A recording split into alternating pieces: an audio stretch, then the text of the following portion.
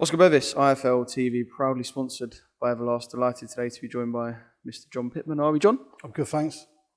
Good. Thank you for hosting us down at the Fight Factory in Gloucester. So we've got about 20 minutes on our hands, and instead of talk about Akima, Max and the boys, because we know what trainers are going to say about their boys, it's going to be the same sort of stuff. Yeah. I thought let's delve into your boxing history a little bit. You've got a exciting past, colourful past as well, should we say at times? Yeah. I'm just going to start by asking, do you have like a first boxing memory, like an outstanding memory, even be it watching a fight on TV as a kid?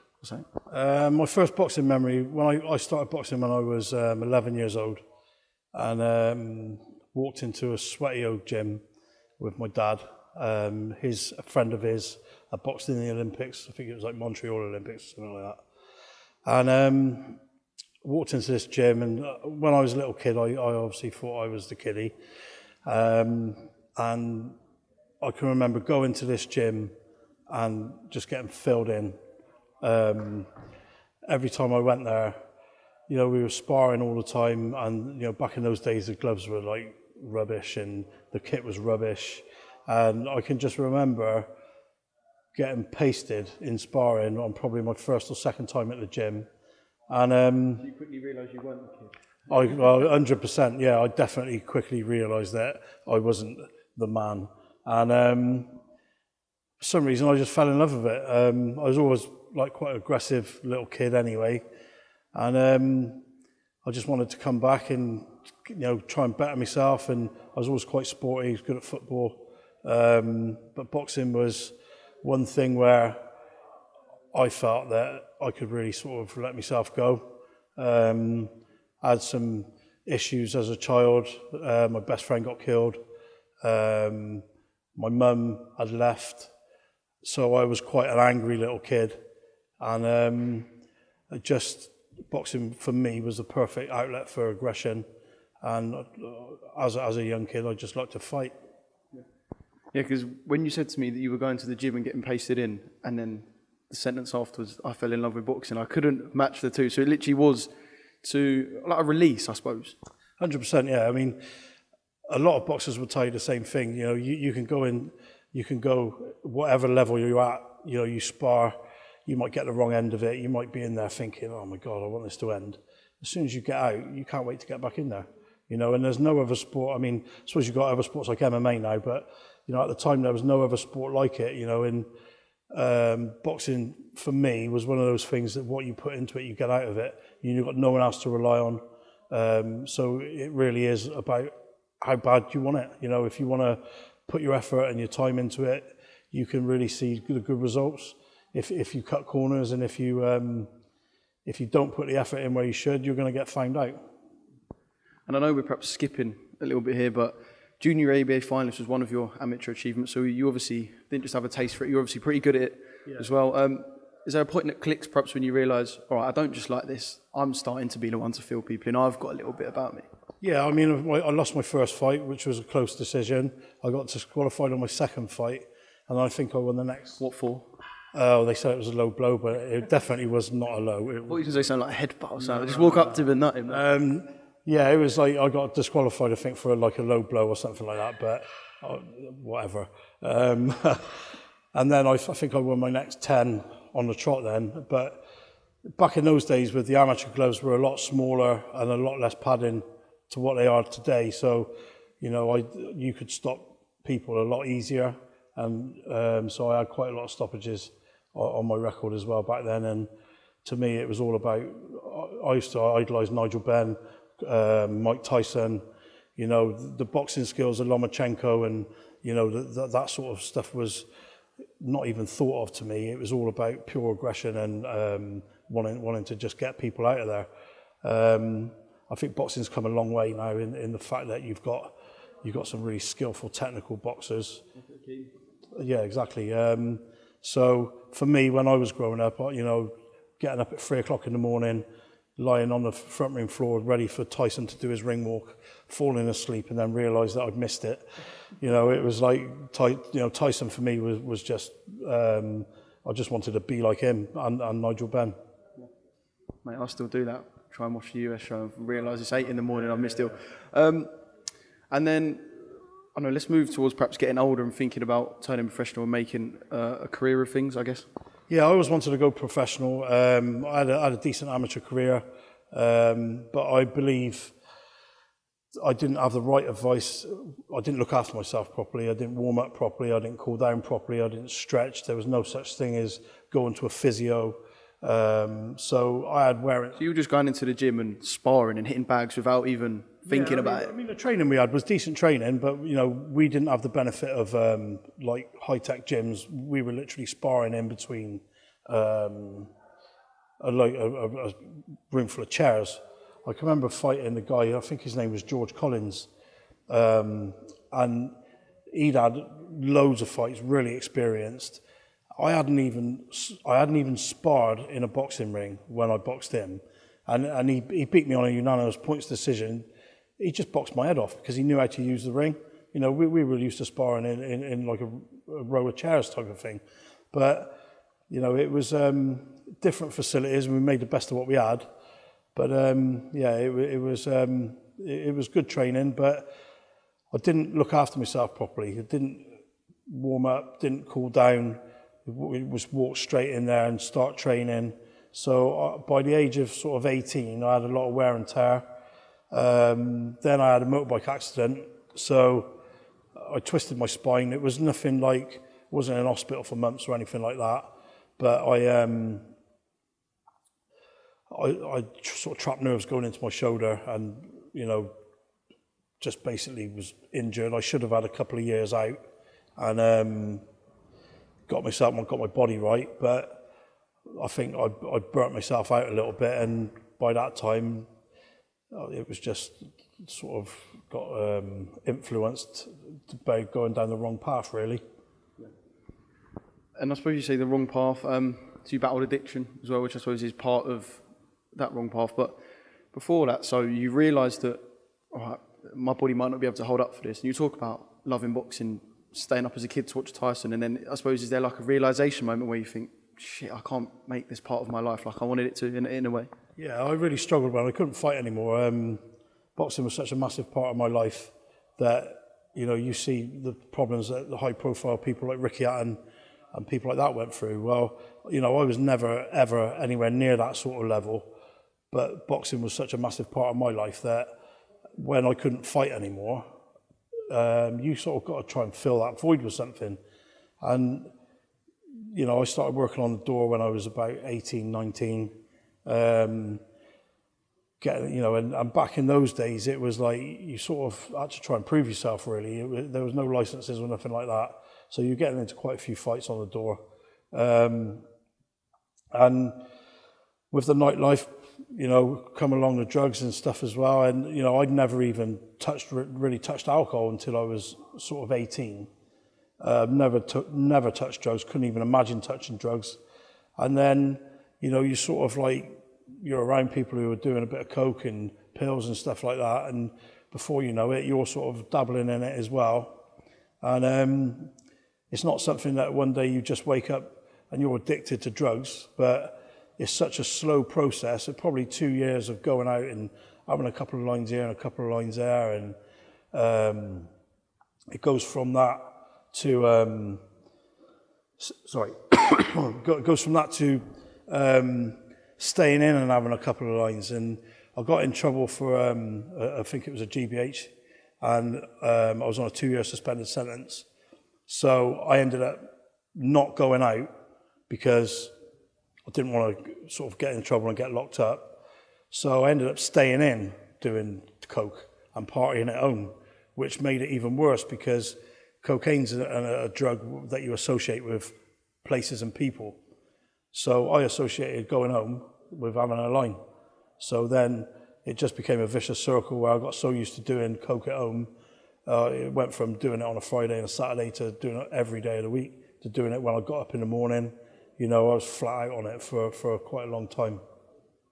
And how do you stop that? I know a lot of people just think, well, you must have gone to rehab and stopped it. Was it like that for you? Because, you know, you can name celebrities off the top of your head that have been into rehab 20, 30 times. So it doesn't work for everyone. What was the solution, I suppose, for yourself? Getting off cocaine was probably the hardest thing I've ever done. I didn't go to rehab. I went to drugs counselling, and I met this lady called Jo, who she was absolutely amazing. You know, she really sort of made me address problems that I'd had in my past that I hadn't really faced up to. So a lot of the problems, a lot of the reasons that you're looking for an escape, you got to deal with those problems before you can move on. So the way, I mean, my wife as well, she was like, you know, without her, I probably wouldn't even be here. But without the, so you sort of doing it 7 days a week, then you try and cut one day out. You go from that to cutting 2 days out.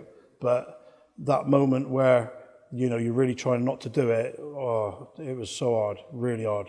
You know, you got to be very strong to do it on your own.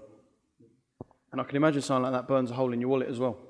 Drugs ain't cheap, so it's more than one problem. It's not just the addiction, it's the fact that, yeah, you're spending money like that. I'm not going to go into how I funded it, but honestly, the amount of money I've wasted and the amount of time I've wasted, and, you know, drugs only lead to bad places, you know, and don't get me wrong, what they don't tell kids is the fact that you're going to feel amazing on it at first, but it don't last, you know, and for every up there comes a downside as well. And, you know, by the end of the addiction, I was doing drugs to feel normal. So I wasn't getting high off it, I just wanted to feel normal. It took away all my self-confidence, self-esteem, hated who I become, you know, so it was just a time to sort my life out, really. And how do we go from stopping the addiction to where, not where you've ended up now, but how you got into the training side of boxing? Obviously, I know there'll be a lot in the middle, but I suppose in a condensed-ish way, how do we go from solving the addiction to you sort of starting up again in boxing and starting to train fighters? I always trained all the way through it, you know, even when I was fighting. So you were training fighters whilst this was going on? I was doing a bit of weights, training weights myself, so I was still training weights, not boxing. I started doing a bit of pads with a couple of lads in the gym. That sort of moved from that to, I had a friend who had a garage with a little ring in it. So he said, oh, did I want to rent that? So I rented the back end of this little lockup. I thought I'll start doing a couple of one-to-ones and stuff like that. So that's how I started, really. And within a month, I was renting the whole place. And boxing really took off from there. And to be honest with you, Gloucester, the only really decent gym in Gloucester at the time was Gloucester Boxing Club. And they've got a massive history, and Sean Holmes, who runs it, has done really well with that gym. But Gloucester Boxing Club was just a pure amateur gym. So if you weren't sort of going to fight for them, or you weren't on the amateur scene, it wasn't really an option to go and train there, I don't think. So I sort of opened a gym where anyone could come and train. If you just wanted to hit a bag, or you just wanted to get yourself fit. So that was what my intention was at first, but then it grew from that to getting an amateur license, getting an amateur club running. Then it went from that to Danny Carter coming in, who was a well-established amateur in the city. He wanted to have a crack at going pro, so I said to him, you know, why don't we just give it a go, see how far you can get. So that's how the pro game started, really. But before I got my license, there was no pro boxing in Gloucester for probably close to 30 years. And although you've got fighters now, and obviously we'll talk about sort of the crown jewel of the gym that is Riddy in a bit, but although there's fighters here now, I suppose I'm a London boy, so I'm sure this is a rugby city, all right? So is it hard to get people to look and go, let's take an interest and try and back one of our fighters when, like I said, the sport that they care about here is rugby? Yeah, I mean, Gloucester has had a rich boxing history in the past with the likes of Johnny Malfa, the Purcell family. You know, they've had some decent, I think there was like 12 lads from Gloucester on the England squad at one time. But Gloucester is through and through a real, you know, there's more rugby clubs in Gloucester per square mile than anywhere else in the world. So there's a fact for you. So, yeah, it is a rugby town. So, yeah, putting Gloucester on the map it has been difficult, especially like, you know, the likes of Riddy and Max. I think that they're easily good enough to go on GB. But, you know, it's twice as hard to get a look in being from Gloucester. So, yeah, because I know boys who fought in the amateurs, and they say that, and I know this is perhaps going a bit further elsewhere, but they say if there's a close decision and you're from one of the clubs like West Ham, one of the clubs like Repton, somewhere with a bit of standing perhaps, then you'll get the nod. So I suppose with selection for things like GB, it's near on impossible to get any boys in. Boxing London clubs, not being, you know, if you go to London and you're not from London and you're sort of like from the West Country or whatever, yeah, I mean, over the years, you know, you always feel that you're sort of a point behind before you even start. And to be fair, the London clubs have always had such a bigger pool of fighters to choose from as well. There's been so many more kids than you know. There's such a small pool down here of lads who want to box. So yeah, I mean, when it's so difficult to get a decision out of the West Country.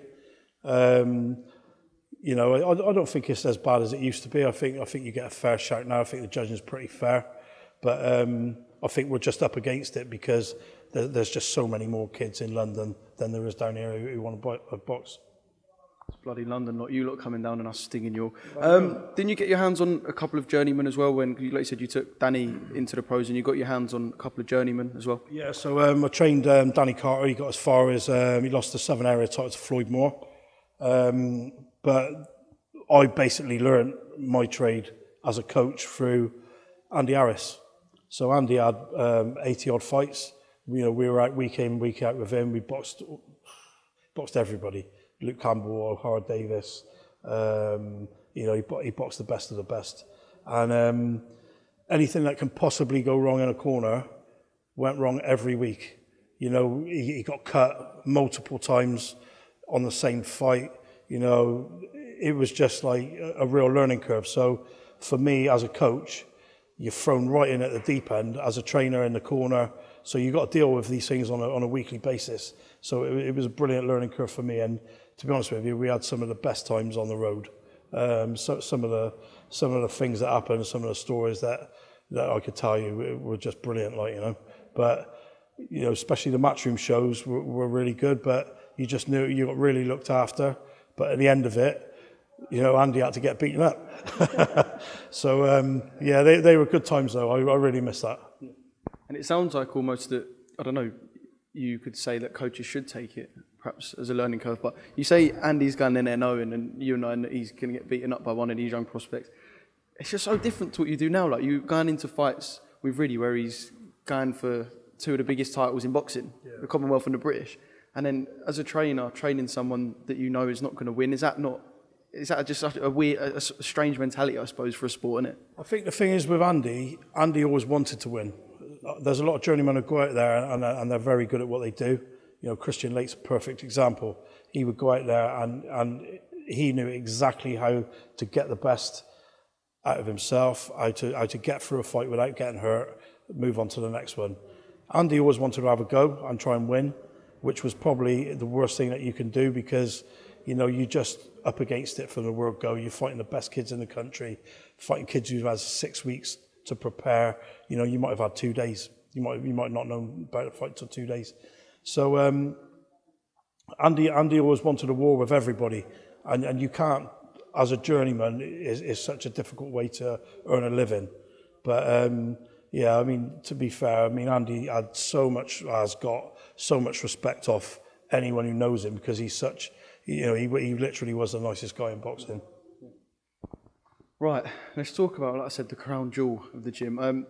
You said to me earlier that he's always late and he can be a bit of a pain in the arse, and that doesn't shock me. I've done a Zoom interview with him and we didn't end up doing it till about 7 hours later.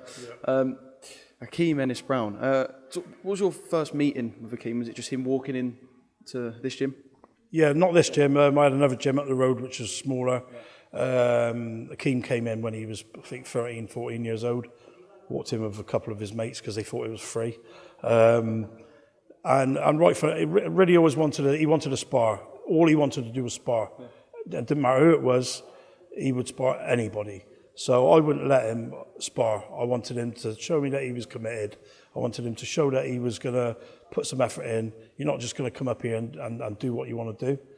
So I made him wait for ages and then finally let him spar. And you could see right from day one that he was different. You know, he had a lot of natural talent. Movement was brilliant, a lot of natural movement, and tough. You know, I've seen that kid hit with punches. I've seen O'Hara Davies hit Riddy, and literally spin his head around on his shoulders, and him just bang his glove together and say, "Come on." He is a really, really tough kid. And he's fronting the other boys you've got here now. You've got Max, who I'm going to speak to in a sec. Yeah. And the Afghan warrior I'm really interested in, because I don't know much about him at all, really, but he looks like someone who's got a little bit about him. Yeah, Shabir, he's not really a secret. He's not really a secret. But people on the amateur scene know about Shabir. He's got a lot of talent, and we're expecting big things from him. I think he'd be boxing at 56 kilo, which I think is sort of bantam or feather. But yeah, he's another one. His movement's brilliant. His punch selection's brilliant, and he will give a lot of people problems. Max is 4 or 5-0, I think 4-0. Max has been with me right from the start, as they all have, from about 12, I think Max started. He's another one. I think Max would have been a candidate for GB, but he sort of went away and did a little bit of living, and then came back and got his head. I remember seeing him talk about this with Andy. Yeah, he went and had a good time. Yeah, he went and had a bit too much of a good time, but he's back now. He's got his head down, and Max is, he's one of those people. Really, I tell Really he's got to be training at 4. He's here at 5:30. If I tell Max he's got to be here at 4, he's here at 3. Yeah. So trying to get them in the gym at the same time to do the session together is an absolute nightmare. Brilliant. And and like I said, this sort of where you are now, and I know you'll have big hopes for the future in that as well, but you got your son in here as well, so I just feel like, it's not for me to pry, but from where you've come from to having this place, the fighters you got in here, fighters fighting for titles, guys coming through, that you want to fight for titles, having your son in here as well, who is like a bit of a celebrity already around here, isn't he? Yeah, and it just seems like you've now got pretty much everything I could imagine that you want. To be honest with you, it's a lot of hard work, but work is what keeps me on the straight and narrow. The devil plays with idle hands with me, so working 7 days a week, 80, 90 hours a week is what keeps me sane. The lads to me are like family. The gym, there's a massive support base through the members who all come and watch the lads. I think we took 120 up to Sunderland to watch Really fight Glenfoot.